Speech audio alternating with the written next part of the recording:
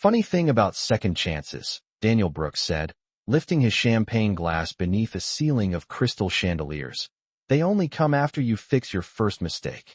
Laughter rippled across the rooftop terrace, smooth and approving, carried by the warm June air drifting 30 floors above downtown Chicago. The skyline shimmered in gold, Lake Michigan stretching dark and endless beyond it, and Daniel stood at the center of it all in a tailored black tuxedo that fit like the life he believed he had earned. Sophie Lane, now Mrs. Brooks, rested her manicured hand lightly on his arm, her diamond ring catching every flash of light, as if it, too, enjoyed being admired. Daniel smiled wider, letting the silence linger just long enough to imply a history everyone thought they understood. Tonight, he continued, voice confident, almost theatrical, I get to start over with someone who truly fits the future I'm building. More applause. Someone whistled. A few guests exchanged knowing looks. They all knew he had been married before. They all knew her name. Evelyn. He never said it out loud, but he didn't have to. The omission itself felt deliberate, like crossing out a line in permanent ink. Sophie leaned closer, whispering something that made him chuckle, and he pressed a kiss to her temple for the cameras. A photographer circled them, capturing the glow, the perfection, the upgrade. Daniel loved that word, upgrade. He had used it more than once during the planning of this wedding, describing everything from the venue to the guest list to the honeymoon suite overlooking the Pacific. He told himself it wasn't cruel. It was honest. Evelyn had been kind, steady, supportive, but she had been small town, modest, comfortable with less. And Daniel Brooks had always been allergic to less. As the band resumed playing a polished jazz standard, he stepped down from the small stage and was immediately surrounded by investors, colleagues, friends from his new firm.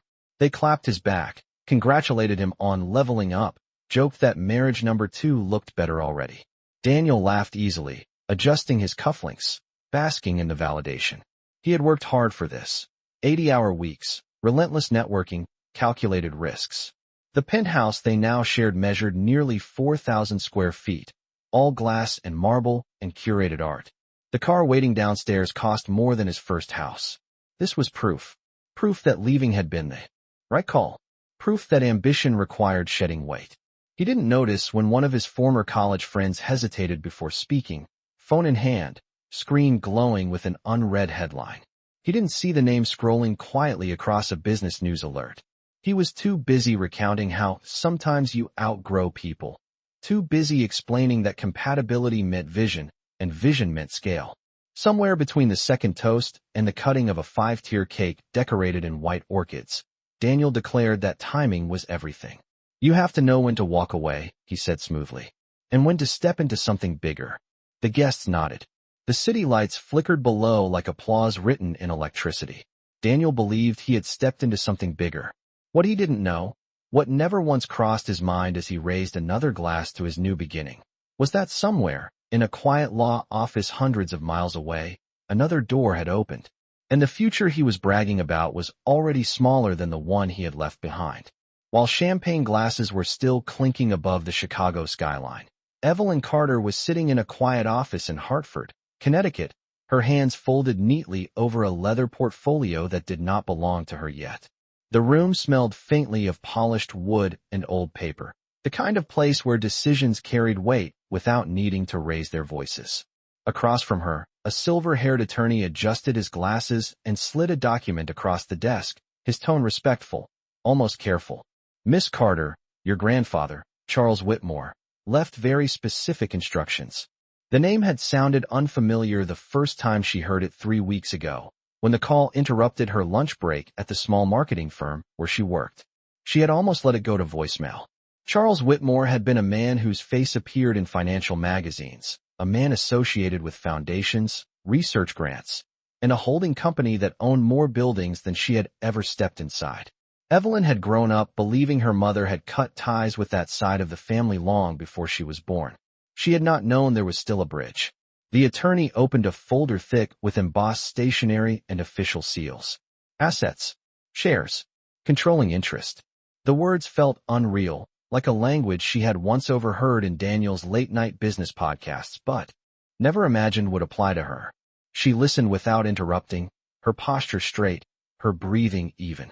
Outside the tall windows, early summer rain tapped softly against the glass, steady and unhurried. 3 weeks ago, she had been calculating whether she could afford a slightly better apartment when her lease ended. Today she was being told that she was the primary heir to Whitmore Holdings, including a majority stake that would place her name above executives who had been in boardrooms longer than she had been alive. She did not gasp. She did not cry. She asked for clarification about fiduciary responsibilities. She requested time to review governance documents. The attorney's expression shifted from formal to impressed. He explained that the board would schedule a private session to brief her. He mentioned that her grandfather had followed her career quietly, that he had admired her resilience after what he called publicly documented personal changes. Evelyn knew what that meant. Divorce filings were public record. So were Daniel's engagement photos splashed across social media, captions about new beginnings and elevated standards. She remembered packing the last of her things from their townhouse 18 months ago, measuring out the square footage in her mind, because that was what Daniel used to do whenever they argued about money. She had walked away with 2 suitcases and a box of framed photographs she never unpacked. Now she signed a preliminary acknowledgement form with the same steady hand she once used to sign joint tax returns.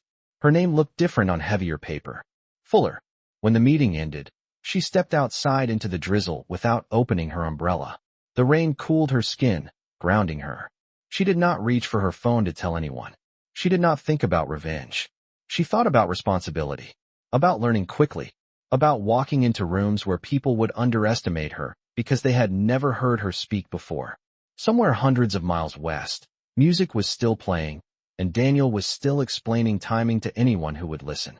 Evelyn, meanwhile, stood on a quiet sidewalk in sensible heels, watching traffic pass, unaware that the scale of her life had just shifted beyond anything he could measure.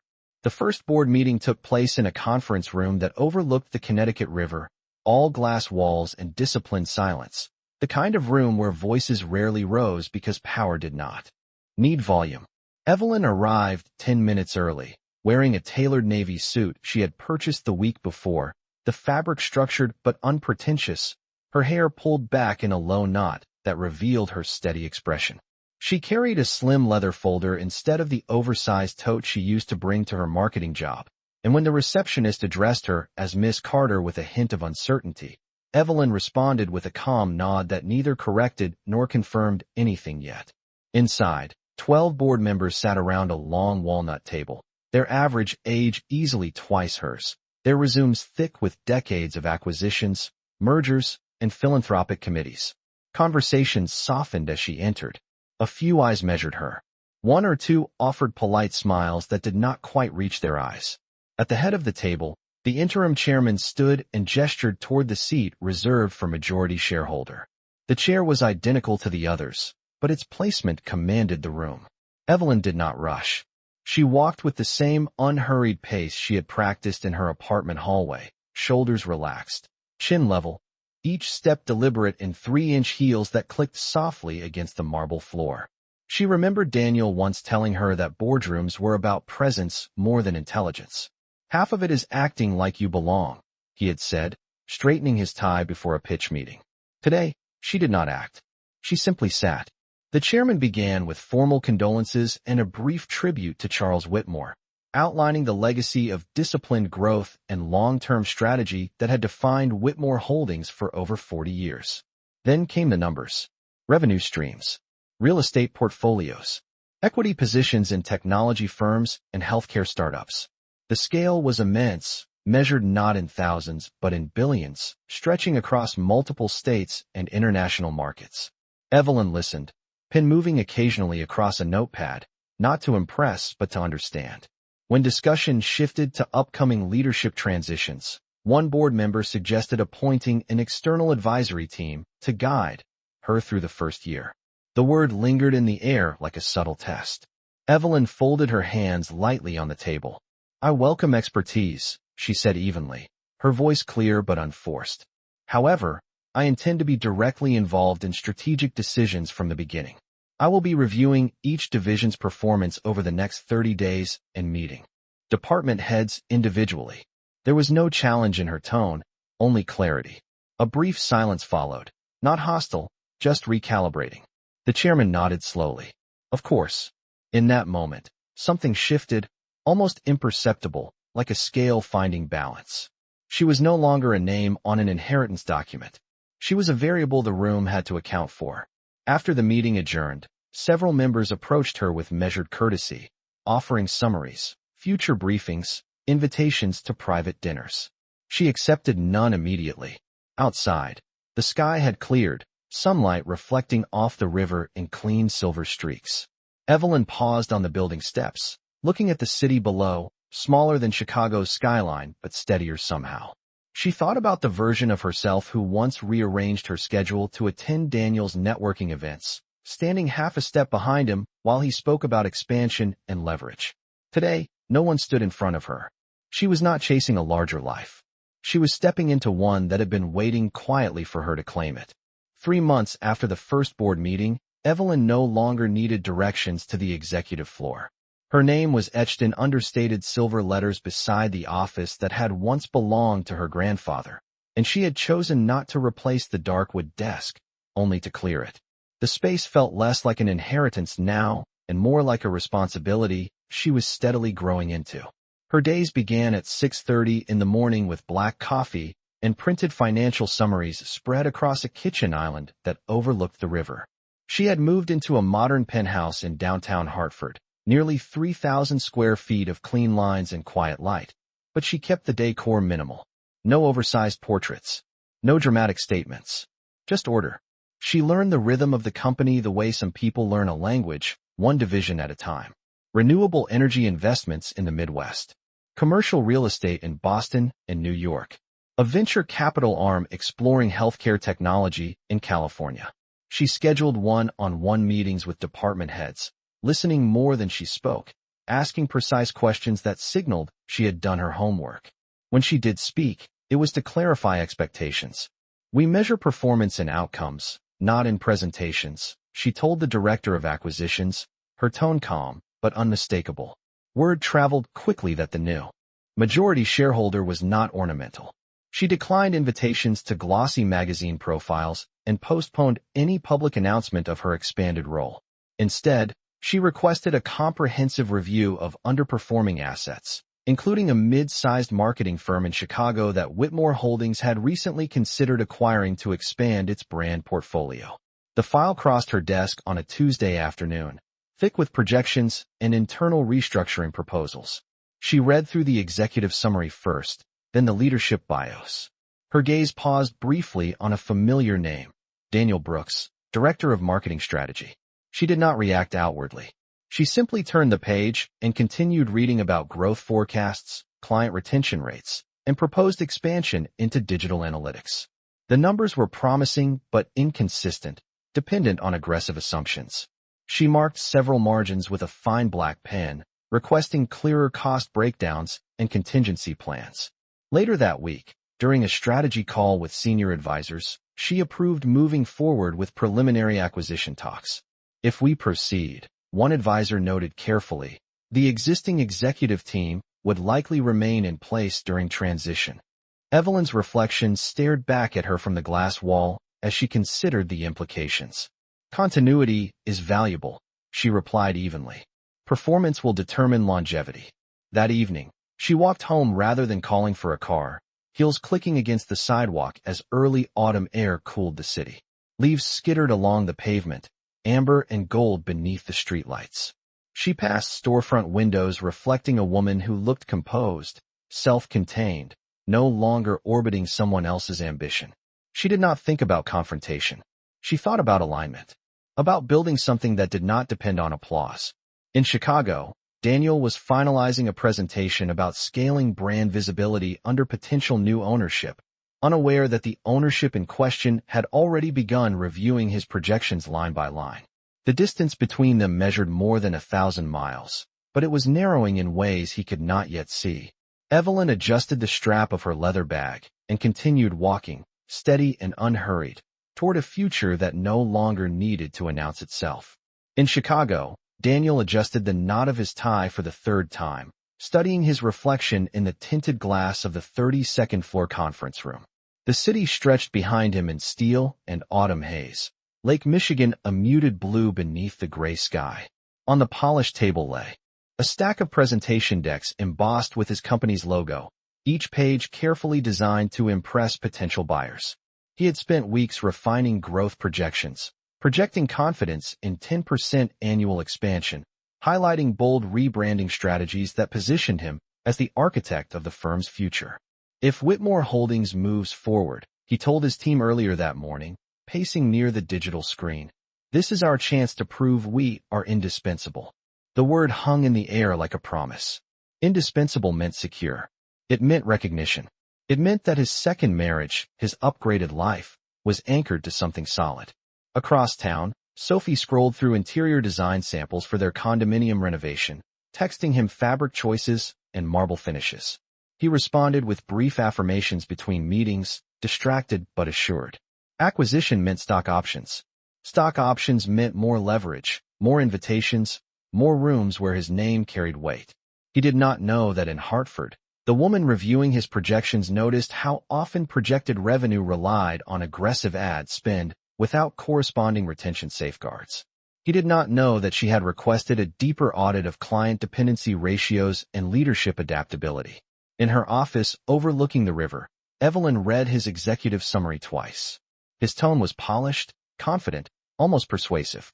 She could hear his voice in the phrasing, the subtle self-assurance that once convinced her to co-sign a business loan. She did not dwell on memory. She underlined 2 sentences that overstated market certainty and wrote in the margin, clarify risk exposure. Her assistant knocked softly before entering with a folder of acquisition timelines. Due diligence team flies to Chicago next week, he informed her. Evelyn nodded. Schedule a leadership review session while they are there. She did not specify names. She did not need to. Back in Chicago, Daniel rehearsed his presentation alone after the team left for lunch. He clicked through slides, adjusting transitions, practicing pauses where applause might naturally follow. He imagined shaking hands with senior executives from Whitmore Holdings, imagined them recognizing vision when they saw it. He imagined being offered expanded authority under new ownership. He did not imagine being evaluated by someone who already understood his cadence, someone who could distinguish between ambition and inflation. Late that evening, he remained in the office, city lights blinking on one by one beyond the glass. He called Sophie to tell her that negotiations looked promising. This could change everything, he said, smiling at his own reflection. Hundreds of miles away, Evelyn closed the file bearing his name and turned off the lamp on her desk. The room darkened except for the city glow filtering through the windows. She did not feel triumph. She felt focus. Performance would determine longevity. She had said it without emphasis, but she meant every word. In Chicago, Daniel believed opportunity was approaching. He did not realize that the scale on which he would be measured had already shifted, and that the hand adjusting it was steady, precise, and entirely familiar with the man he used to be. The due diligence team from Hartford arrived in Chicago on a clear Monday morning, stepping out of black sedans in front of the glass tower where Daniel worked, their expressions neutral, their movements efficient. Daniel stood in the lobby waiting to greet them, navy suit pressed, posture confident, hand extended before introductions were fully finished. He had memorized the names of the senior analysts and vice presidents scheduled to attend, determined to make an impression that lingered after they flew back east. We are excited about the potential partnership, he said smoothly as they rode the elevator up to the 32nd floor. Our growth trajectory aligns perfectly with Whitmore's long-term vision. The words felt practiced, reassuring. In the main conference room, screens illuminated with market graphs and brand engagement metrics. Daniel guided them through each slide with controlled enthusiasm, highlighting successful campaigns, client expansions, projected revenue increases over the next 5 years. He spoke about scalability, about digital transformation, about his leadership in reshaping the company culture. The analysts listened without interrupting, occasionally exchanging glances, occasionally typing notes. When questions came, they were precise. Can you provide breakdowns for customer retention over the past 12 quarters? One asked. How dependent are current contracts on individual executive relationships? Another followed. Daniel responded confidently. though he felt the subtle tightening in his chest that comes when optimism meets scrutiny. He assured them that systems were in place, that processes were sustainable beyond any one person. He did not notice how carefully they documented his phrasing. Hundreds of miles away, Evelyn sat in her office with a live update report on her tablet, reviewing summaries as they came in. She had declined to join the Chicago visit in person. Visibility was not necessary yet. Instead, she observed through data and distilled impressions from her team. One message noted Daniel's polished delivery. Another highlighted areas where supporting documentation lagged behind projection claims. She read each line slowly, neither impressed nor dismissive. Late afternoon sunlight angled across her desk, illuminating the margin notes she had written weeks earlier. Clarify risk exposure. Validate sustainability. In Chicago, the final session concluded with handshakes and polite smiles. Daniel walked the team back to the elevator, confident that he had secured their approval. "We look forward to next steps," he said, meaning it as both courtesy and expectation. When the doors closed, he exhaled, loosening his tie slightly, already imagining the announcement that would follow. That evening, he celebrated quietly with Sophie at a high-end restaurant overlooking the river, telling her the meetings had gone well, that the acquisition felt close. She reached across the table and squeezed his hand, pride bright in her eyes. "You deserve this," she said. Daniel believed her. Back in Hartford, Evelyn received the final summary just before 7 in the evening. She read the concluding line twice. Leadership displays confidence and vision. Recommend structured oversight during integration phase. She set the tablet down and looked out at the city lights reflecting on the river. Oversight was a polite word. It meant evaluation. It meant proximity. It meant that the distance between decision maker and presenter was about to narrow. She did not smile. She simply reached for her calendar and scheduled a private executive review in Chicago for the following month. The next phase would not be conducted through reports alone. It would require presence. And presence, she had learned, did not need to announce itself to be felt. The notification reached Daniel on a Thursday afternoon while he was reviewing quarterly projections. The subject line marked Private Executive Session, Whitmore Holdings. He leaned back in his chair, a slow smile forming as he read the details. The majority shareholder would be visiting Chicago personally to conduct leadership evaluations ahead of final acquisition terms. This was not routine oversight. This was access. He forwarded the message to Sophie with a single line, "Big moment coming." Then he called his assistant and requested a full briefing packet prepared, updated metrics polished, conference rooms reserved with city views. If the owner was coming in person, he intended to make the impression undeniable. Over the next 3 weeks, he operated with sharpened focus, arriving before sunrise, leaving long after the skyline dimmed into night. He rehearsed responses to possible questions about scalability, about restructuring, about executive accountability. He imagined a firm handshake, a direct conversation that would position him as the natural bridge between legacy ownership and future growth. He wondered briefly who the majority shareholder was, but the thought felt secondary. What mattered was performance. In Hartford, Evelyn finalized her travel schedule without ceremony. She chose a morning flight to Chicago, aisle seat, minimal entourage. 2 senior advisors would accompany her, nothing more. She reviewed Daniel's updated reports on the plane, noting improvements in documentation, tighter language around risk. He was adapting. That fact did not surprise her. Daniel had always been quick when stakes were visible. The plane descended through low clouds, the city appearing beneath like a grid of steel and glass. It had been nearly 2 years since she left. She did not replay the day she packed her belongings.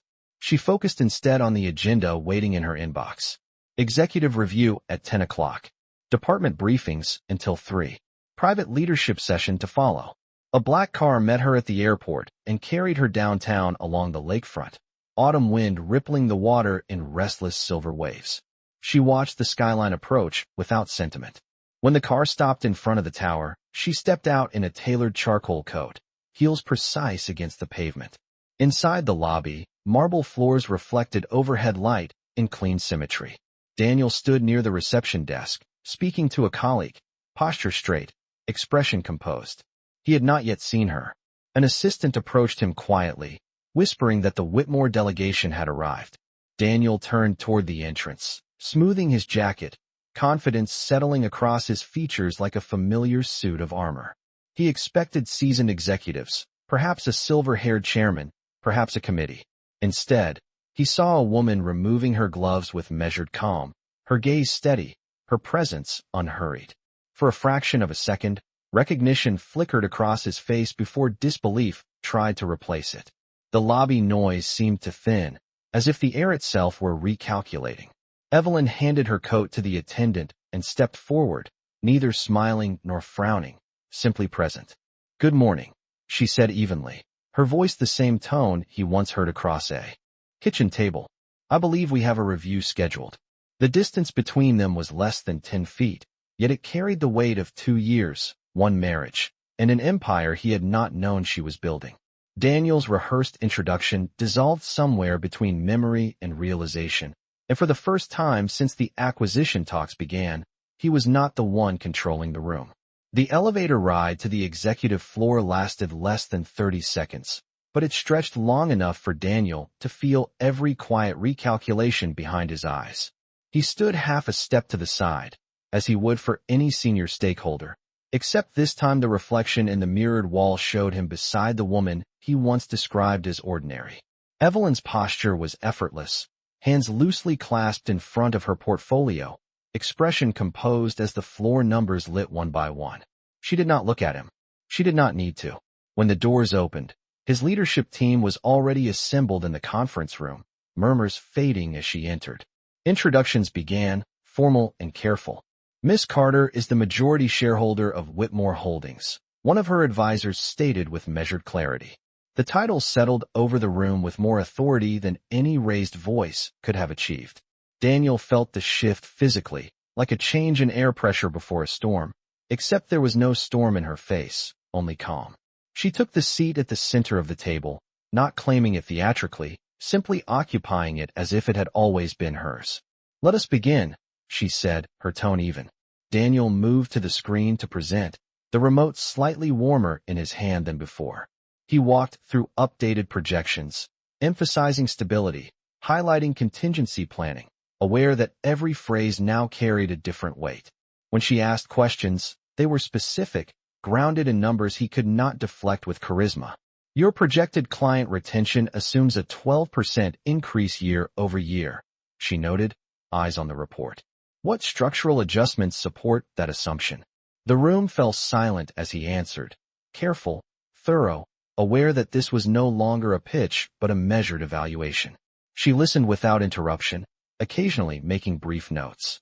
There was no trace of personal history in her expression, no visible echo of shared apartments or late-night budgeting conversations.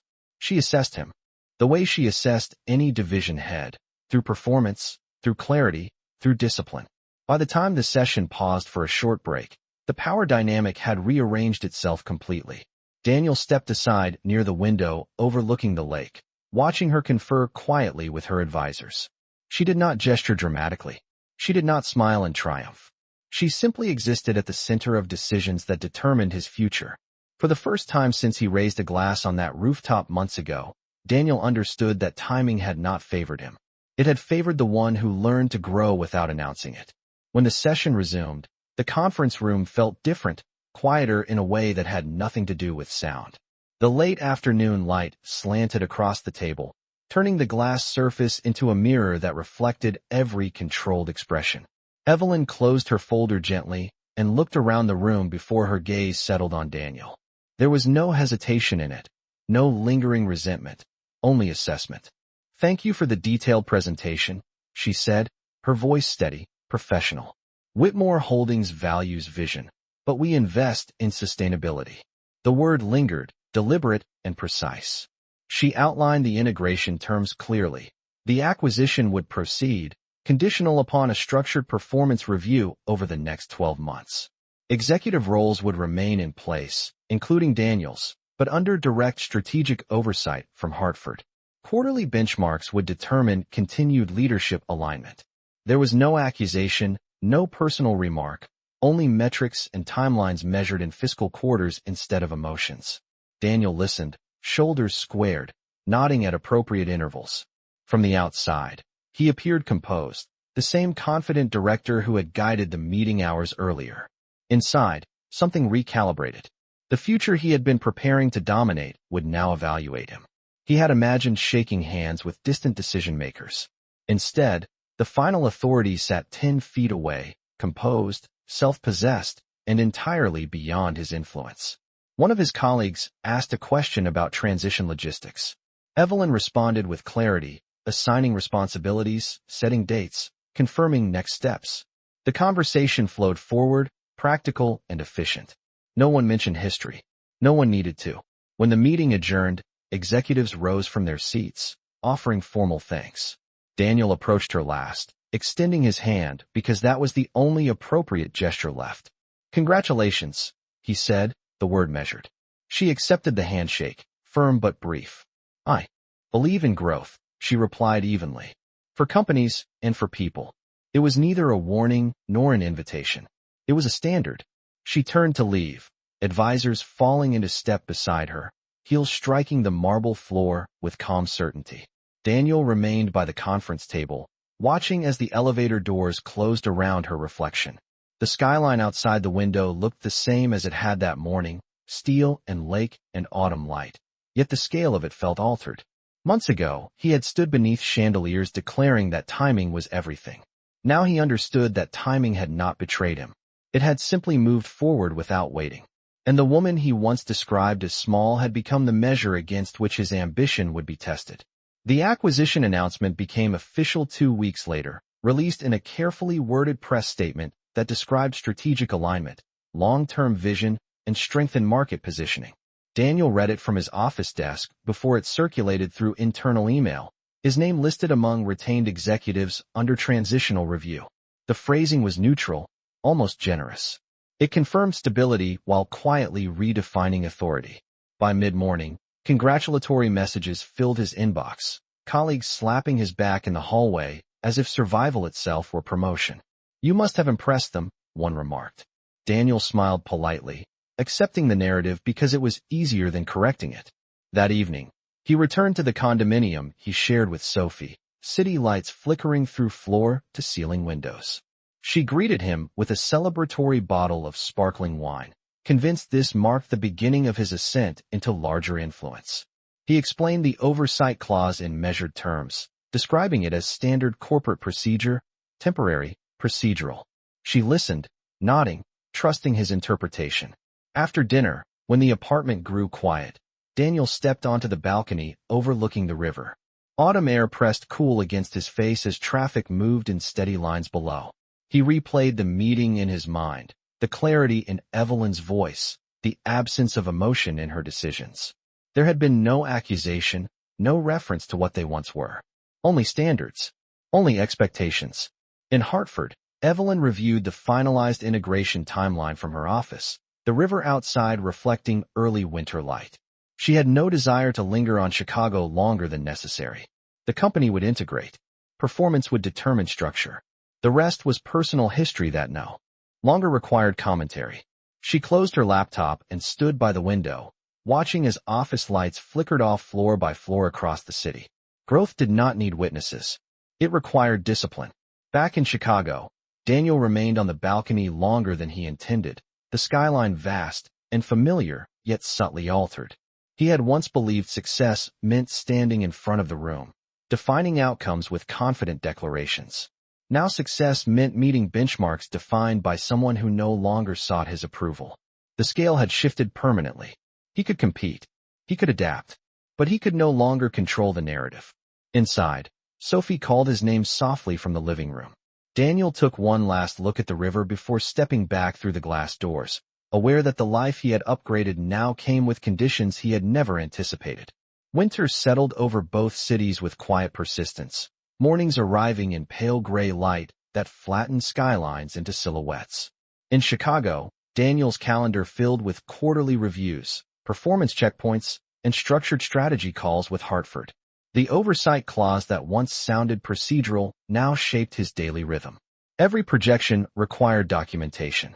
Every proposal required layered justification. He worked later than before, not out of ambition alone but out of necessity, refining campaigns, tightening budgets, mentoring his team with a precision he had not practiced in years. The applause he once enjoyed had been replaced by metrics that did not care about charisma. In Hartford, Evelyn chaired her first full annual strategy summit as majority shareholder, seated at the head of a long table where senior executives presented division results with disciplined clarity. She listened more than she spoke, intervening only to redirect focus toward long-term resilience and measurable outcomes. When the Chicago division appeared on screen for its quarterly performance report, Daniel delivered his summary with steady composure. Growth had stabilized. Retention numbers were stronger. Risk exposure had narrowed. He did not exaggerate. He did not overpromise. He presented facts. Evelyn acknowledged the improvements with a slight nod. Sustained performance is the objective, she said evenly. Continue the current trajectory, and we will reassess expansion in the next fiscal year. It was neither praise nor dismissal. It was recognition measured in progress. After the call ended, Daniel remained seated in the quiet conference room, staring at the darkened screen where her image had been moments before. He felt no humiliation now, only a sober clarity. The empire she inherited had not changed her into someone unrecognizable. It had revealed discipline he once overlooked. That evening, he returned home earlier than usual. Sophie noticed the shift, the absence of dramatic declarations about future dominance. He spoke instead about sustainability, about building something durable rather than impressive. In Hartford, Evelyn left her office just after sunset, coat draped over her arm, the river reflecting city lights in long silver lines. She walked without hurry, aware that success no longer required proving anyone wrong. It required showing up consistently, setting standards quietly, and allowing results to speak. Months earlier, one of them had raised a glass to an upgraded life. Now both understood that real elevation was not loud. It was structured, deliberate, and earned over time. Spring arrived quietly, thawing the riverbanks in Hartford and softening the wind that moved through downtown Chicago. Nearly a year had passed since the acquisition closed, and the structured oversight that once felt like a spotlight had become routine architecture. In Chicago, Daniel stood before his team during the final quarterly review of the fiscal year, presenting results that were no longer ambitious projections but documented growth. Client retention had increased steadily. Cost efficiency had improved without sacrificing quality. The numbers were not dramatic, but they were solid, dependable. When the video call connected to Hartford, Evelyn appeared on the large screen, seated at the head of her boardroom table, sunlight filtering through tall windows behind her. She listened as Daniel concluded his report, voice measured, no longer reaching for applause. When he finished, she reviewed the summary in front of her, then looked directly into the camera. The Chicago division has met and exceeded the benchmarks outlined at integration, she said evenly. Effective next quarter, structured oversight will transition to standard reporting. The words were simple, but their meaning was unmistakable. He had earned stability, not through charm, but through consistency. Daniel nodded once. Thank you, he replied, and this time there was no hidden agenda beneath it. After the call ended, he remained in the conference room for a moment, absorbing the quiet. He did not feel diminished. He felt recalibrated. Success was no longer about proving someone wrong. It was about proving himself capable under standards that did not bend. In Hartford, Evelyn closed her folder and allowed a small breath to settle in her chest. The empire she inherited was steady. The divisions were aligned. The past required no revisiting. That evening, she attended a charity event sponsored by the Whitmore Foundation, walking through a hall filled with soft music and measured conversation. She moved with the same composed grace she had carried into that Chicago lobby months ago, not seeking recognition, simply fulfilling responsibility. Across the country, Daniel returned home before sunset, placing his briefcase down beside the glass doors that overlooked the river. He stood there for a moment, watching the water reflect the fading light. Once, he believed elevation required spectacle. Now he understood it required discipline. Their lives no longer intersected in tension or regret. They intersected only in structure, in performance, in quiet acknowledgement of growth. She did not win him back. She did not need to. She had built something that stood on its own. And in the end, The loudest declaration was the one she never had to make.